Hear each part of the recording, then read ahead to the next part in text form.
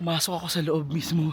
Ito, isa tong monasteryo dito sa Palestine kung saan hindi pinapapasok yung mga babae for hundreds of years. Hindi pinapapasok yung mga babae sa loob.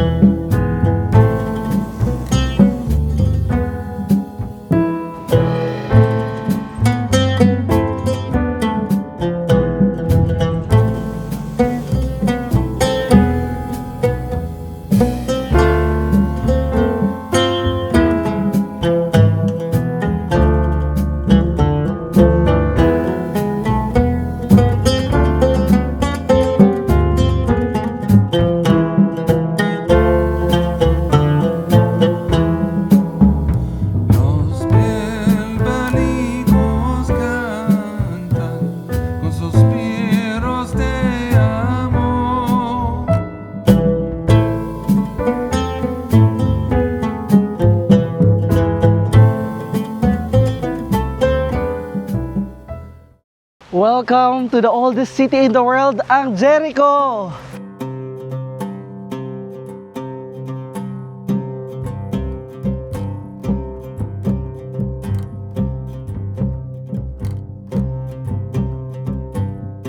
Hi be! It's me Francis Kade. Andito tayo ngayon sa oldest city in the world. Walang iba kundi ang Jericho. Jericho. Jericho. Para pa KMJS na yung intro ko.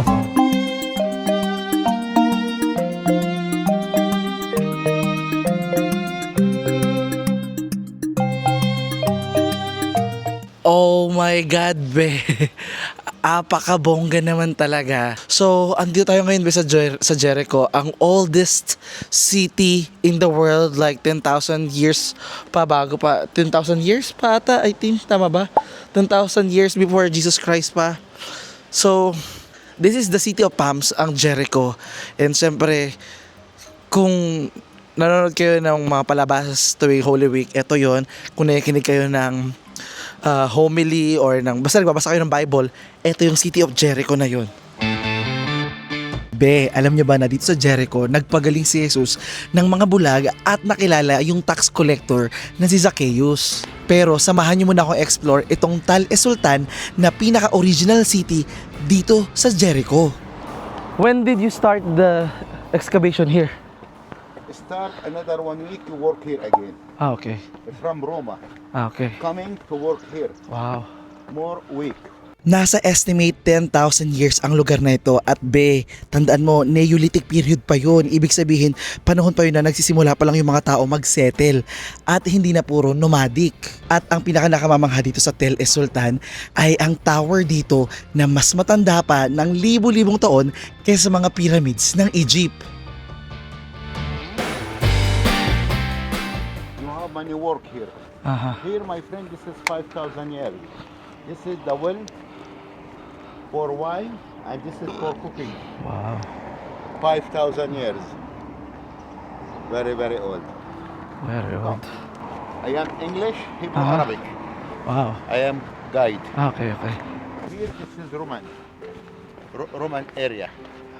Some Roman living Oh, here. because of this one. Roman, yes, this Uh-huh. is Roman, you see. After I show you everything here, Aha. you pay for me, okay? I I show you everything. I buy? What? I show you here. Ah. You make photo. Ah. After you finish, you pay something for me. I am Okay, good okay, man. okay, okay. You understand me? Buy you something? Not buy. You pay for me. Ah, pay. Yes. Ah, okay. I show you everything. Ito guys, tignan nyo yung wall na to. Oh.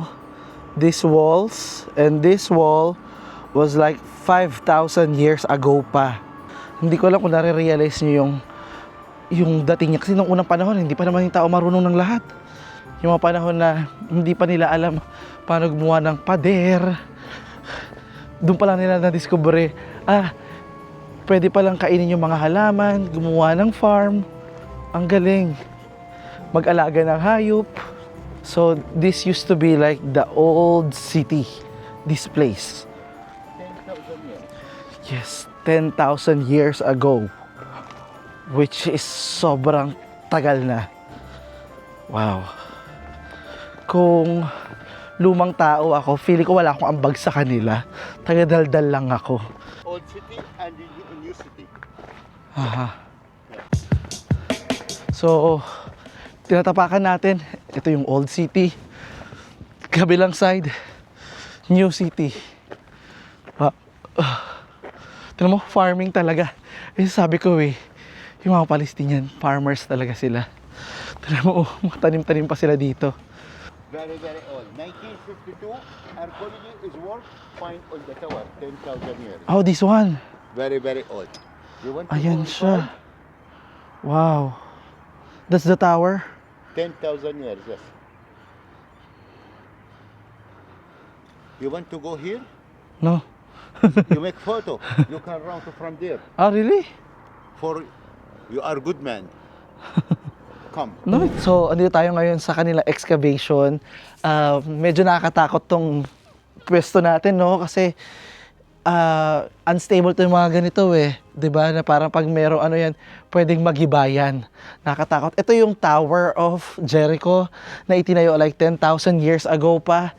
And 10,000 years ago, doon pa lang, nung nasimulan pa lang ng mga tao na ma-discover yung pagtayo ng city, yung paggawa ng bahay gamit ang mud, yung pag-aalaga ng mga hayop, at saka yung pag-agriculture.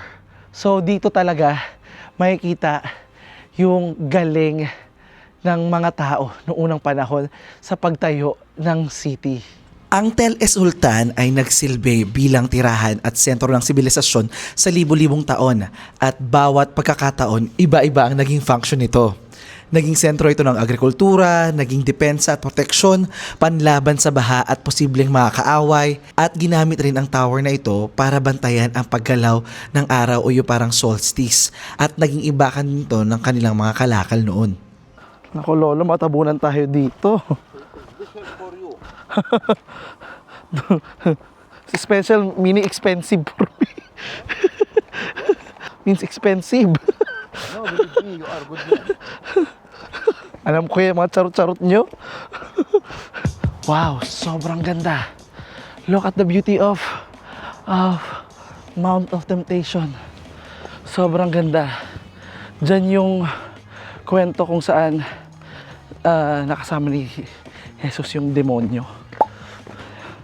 Yun ata yun, di ba? Ayan guys, makikita ninyo. You find some people did there. Yung walls dito is parang made out of bricks. Ang style. Ayan no. Ang galing. Find some people did How? find there. Okay. 5,000 years. Okay, wow. Noong unang panahon, bawat era kasi pabago-bago. Like, kaya ang nangyari, ini-excavate. Kasi kunyari, ito yung unang tao. Pag sinakop sila, tatabunan sila ng lupa. Tatabunan ng lupa. Tapos nasakop ulit, tatabunan naman ng lupa. Kaya ang nangyayari, tumutungtong sila sa ibabaw ng bawat lugar na nasasakop nila. Kaya pataas ng pataas ng pataas. Ang nagawa natin ngayon, pahukay tayo ng hukay. Ako kumakatok na ako sa GMA. Ano na? Hindi nyo pa ba ako kukunin? Miss Cara David. Miss Cara, ano ba? What you speak? Filipino. Filipino. Understand a little. You see, Alicia Spring here. Alicia. What's Alicia? Water. Ah, Why okay. the people living here inside in the building? This is the water. Oh. Inside in the building, this is the water. Ah, this is one? Yes. You see, Jericho very green. You make Ah, photo very. for Jericho. Wow. 2 kilometers. This is the River Jordan. Oh, wow. Ito na guys ang Jericho. The new city of Jericho. And just 2 kilometers is yung river na ng Jordan. In other words, itong mga to, itong side na to, itong medyo, tuturo ko, cross yung daliri ko, Jordan na yan. Wow. Amazing. Wow. Okay, this is the palace, 5,000 years. The Hisham Palace. No, this is the palace. Where is the people sleep? Ah, okay. 5,000 years. So, dyan daw sila natutulog daw. Ay, saan yung camera? 5,000. Wow. Amazing. Okay, good, good. some tourists to make photo. Okay. Sorry.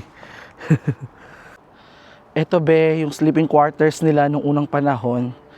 'Di ba? Ang bongga ng kwarto nila. In fairness, parang snake and ladders. Char. Pero makikita mo yung style talaga nila, no? Ang galing.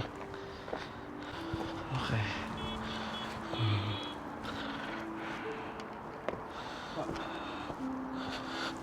Mabibigat ako pa, madurog to. This shed for you. Wow. Okay, hindi nyo na-gets. You make photo for here. 5,000 years. Isipin mo, be, gaano kasimple yung mga bahay nung unang panahon na ganyan na yung mga bonggang bahay. Di ba? Mamimili ka yung ganyaan o sa labas kayo. Ang galing, di ba? At least yung bahay nyo ngayon, it's something you should be grateful for. No? Hindi na tayo nakatira sa ganito. Grabe, thank you, Lord. Some people, I show you everything. Aha. You pay more something for me. I am good man. Shukran, shukran.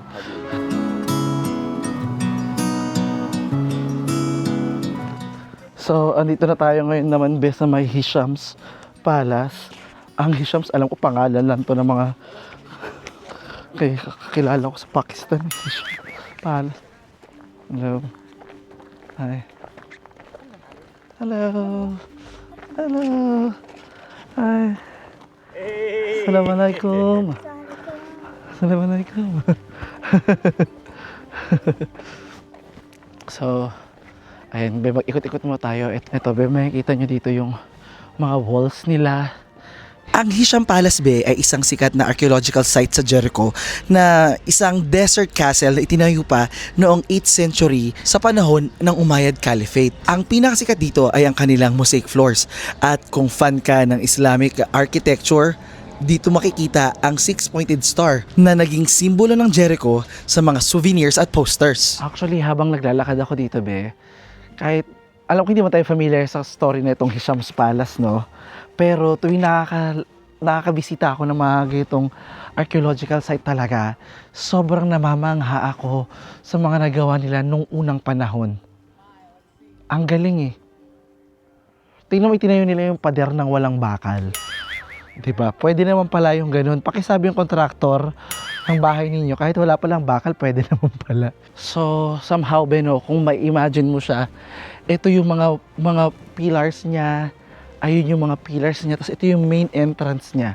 Ito yung great entrance talaga. Yung parang gano'n na parang wow. So, bibilisan lang natin dito yung tour natin, be, dahil paggabi na at Shabbat na, be. So, mahirapan tayong umuwi ata nito, hindi ko rin alam. Tingnan natin. Pero sobrang laki ng archaeological site nila dito, ha.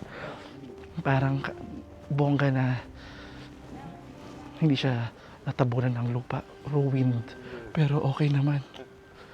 Hi. Hi, how are you? Good. How are you? Good.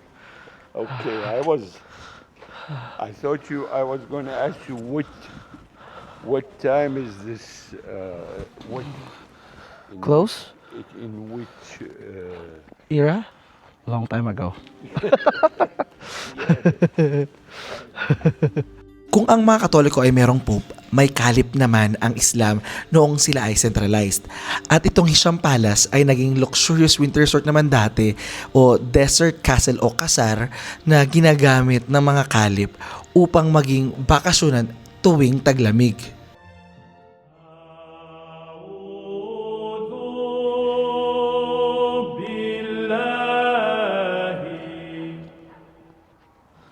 Okay. It used to be a mosque daw, be, before. Say hi to my vlog.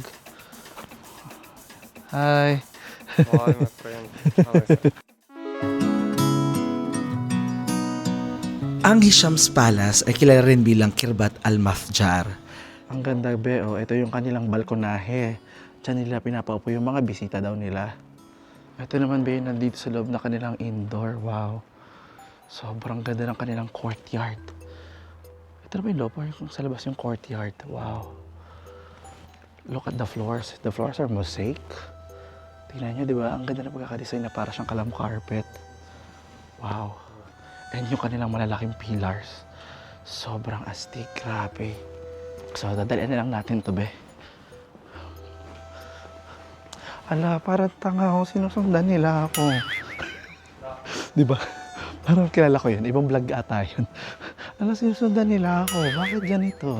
Naglalakad lang ako, sinusundan ako. Oh, this is the pools? Aywa. So, noong unang panahon, ito yung kanilang South Palestine. Yung kanilang swimming pool daw or kanilang liguan or bathhouse. Amazing lang, be, kasi imagine mo, ginawa ito like 8th century to 10th century. So mga 740 AD hanggang 950 AD nila ginawa ito. Amazing.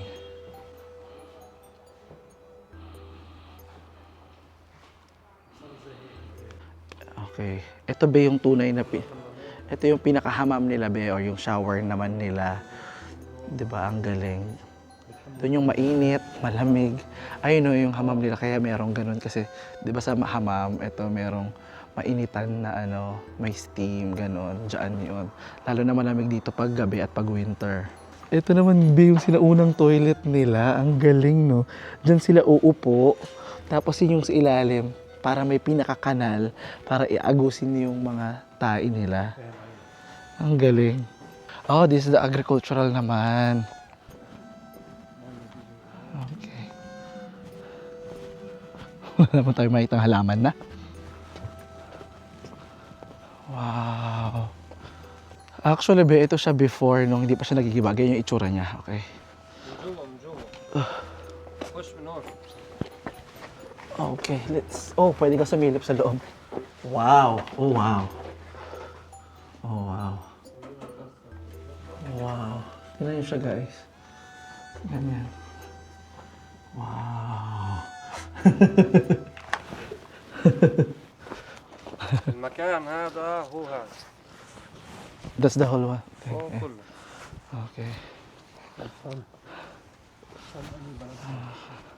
اندونيسيا صح؟ Hmm? Where are you from? Philippines. Philippines. Where are you from? Palestine. Palestine. Ah. Hey bro. Okay.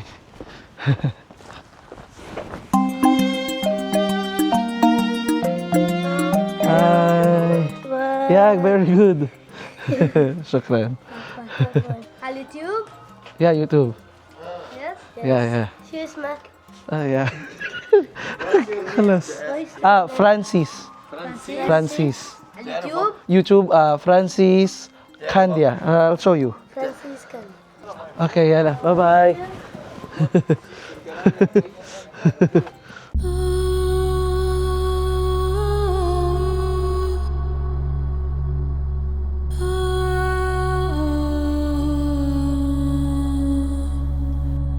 So, nag-stop muna kami dito, be, somewhere sa Jericho. So, Palestine side to, be. And parang ako nasa Pilipinas lang or nasa Pakistan. Medyo makalat yung kalsada. Tapos over the bakod lang sa pagtawid. Uy, be, first time ko lang makakita ng ganito. 'Di ba? First time ko lang naman makarating dito. So dito maraming puno ng dates. So sabi ko, may nakapulot ako isa ko, may nahulog ng bata siguro to. Na-realize ko, sikat nga pala ang Jericho sa dates. Ayan o, dito sa harap ko palang ang dami ng dates.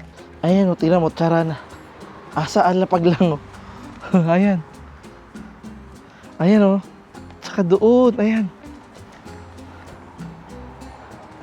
Ayan o. Ayan o. Ayan sa taas, puro puno ng dates. Ang galing. Meron pa nga puno ng lemon ata ito. Malalaking lemon. Ayan o, laking lemon, no. Gusto sanang tikman pero baka madumi. Ito ba yung... Dito ba sa Jericho itong Tree of Life? The Tree of Life, Hisham Palace. Blessed peace to the oldest city in the world, Jericho.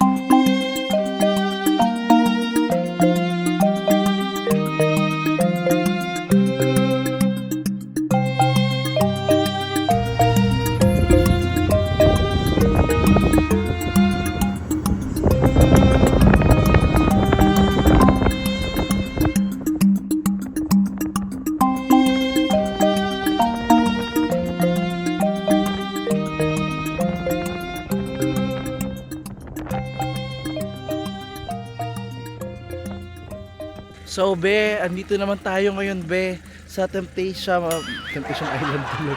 Andito naman tayo ngayon sa Mount of Temptation. Oh my God. Grabe. Sobrang ganda. Nakakatuwa lang, be, yung idea na narating ko tong lugar na to.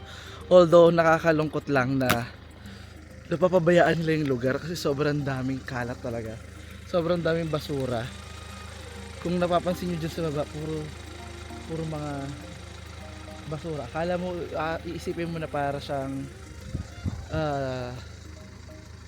landfill nila dito, no? Kasi sobrang daming basura. Oh wow! Meron sa ditong sky cable car. Ayun, no, meron silang cable car.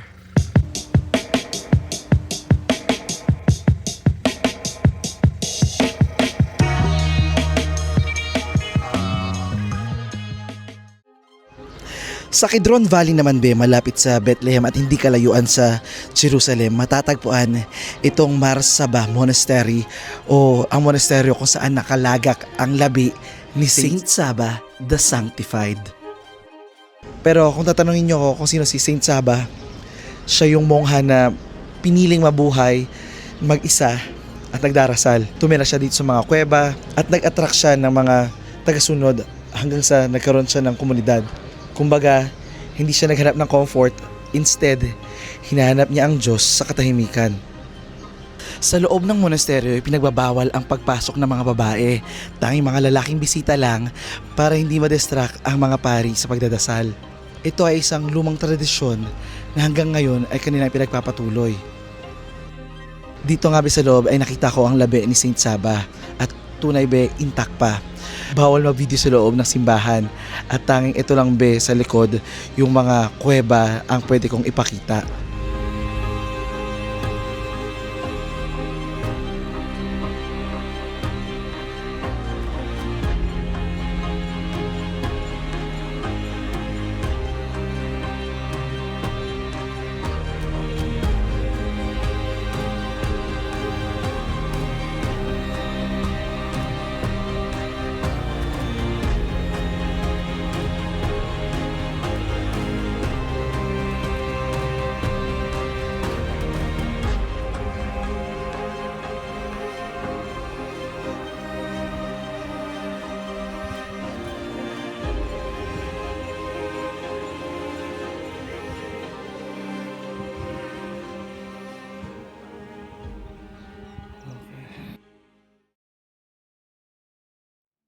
So ayan guys, andito tayo sa May Saba Monastery. Pumasok ako sa loob mismo nito, sa tong monasteryo dito sa Palestine, kung saan hindi pinapapasok yung mga babae for hundreds of years. Hindi pinapapasok yung mga babae sa loob at dedicated to para kay Saint Saba, and controlled and organized siya ng Greek Orthodox Church.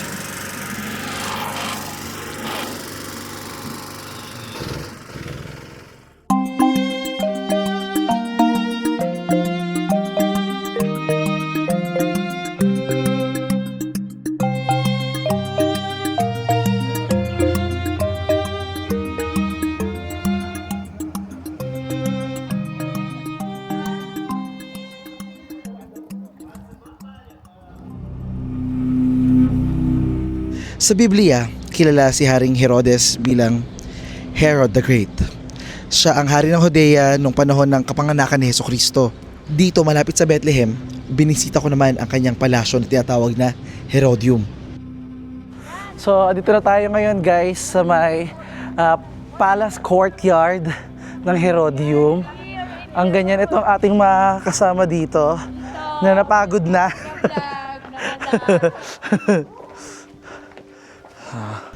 Grabe, nakakatuwa guys kasi sobrang amazing lang na historically itinayo niya ito para magkaroon sila ng its palace, di ba? Pero end up siya yung nagpatayo nito and siya rin yung nagpagiba para maging mausoleum niya. Wow. And sila dito parang sasabi nila kasi nothing is meant to last forever. So maybe that's a reminder for us to enjoy the things that we have right now. Kasi nga, nothing is meant to last forever. Do you believe in that? Do you even believe in forever? Ay.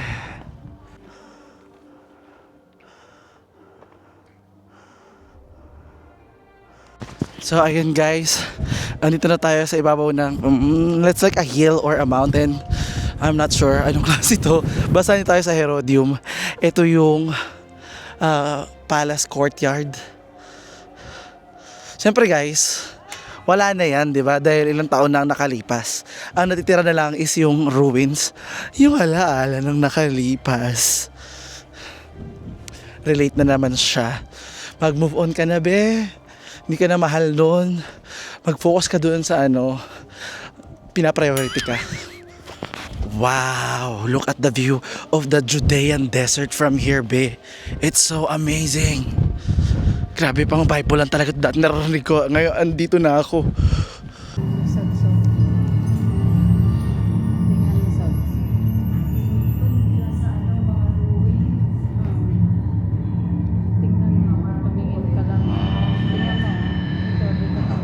Oh, wow.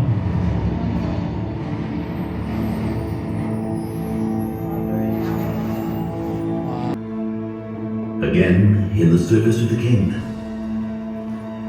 But this time I was called not to build, but to demolish.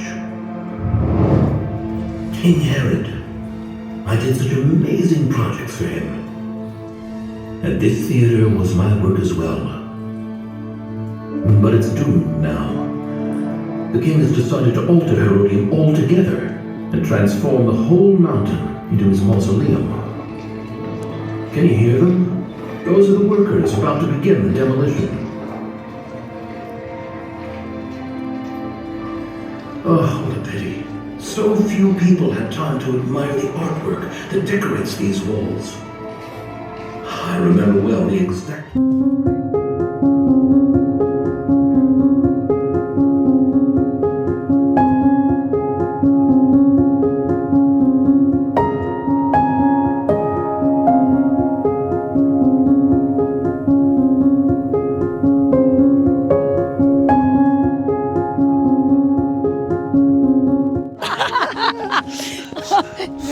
Alam mo, mas gustuhin pa, no? Ito yung vlogger nga taga mo. Bye-bye. Ay, Bye-bye, Lete. ano masasabi mo dito sa pinuntahan natin?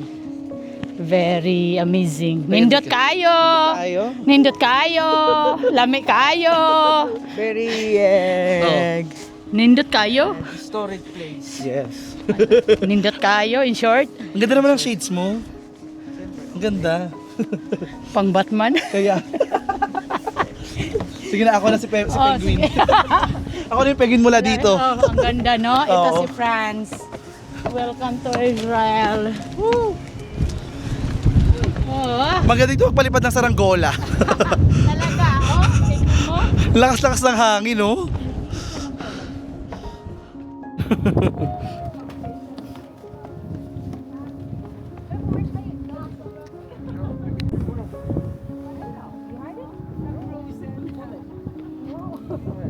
You got a purse that you can't even.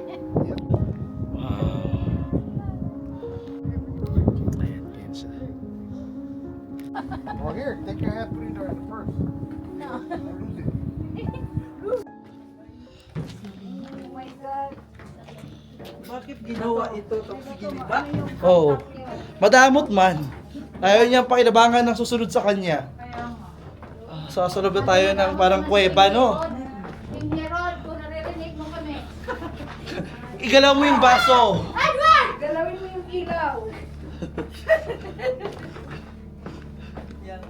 Sister, Lower cisterns and exit. they're here.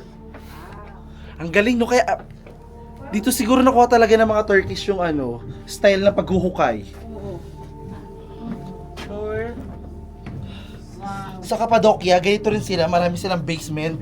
Up to 28 basement floors. Grabe yung paghukay nila, oh. King Herod, bakita mo naman sa amin yung gold. Wala ka ba dito kahit ano lang? Kahit ano. 1 kilo lang? Oo. 8 kami maghahati eh. Isang balita. Kaya isang bareta lang sana. Magpakinang ka naman dyan. Grabe yung hukay naman to. Malalim pala ang mga hukay ng mga ano. Hala, si Lalay. Patay si Lalay pala. Wala, Diyos ko, ang tuhod. Pag pupunta kayo dito, kailangan matibay ang tuhod ninyo. Oh. Kaya? Kalayo pa. Uy. Tapos pabalik daw, dito rin tayo dadaan. Ay, wag na. Walang reklamo kasi ito yung pinunta natin. Muslan man. Guys, sarado daw. Balik na lang. Bukas mo na i-open. Pwede dito na lang mag-stay kasi Nakakakalahati na tayo, sabi. Kung kailan na yun yung exit, di ba? Tapos bigla, ay, close pala. sagot na bayan, sagot! Iba ba siya, sagot yan lang. Pwede talaga. Fairness, ang daming kuweba dito, guys. Kuweba pa sa baba. Doon nga ang daan. Ayun yung daan, guys. So, bababa tayo para makakyat. Ito yung tinatawag. The water basin? Yeah, like that. Balon nila.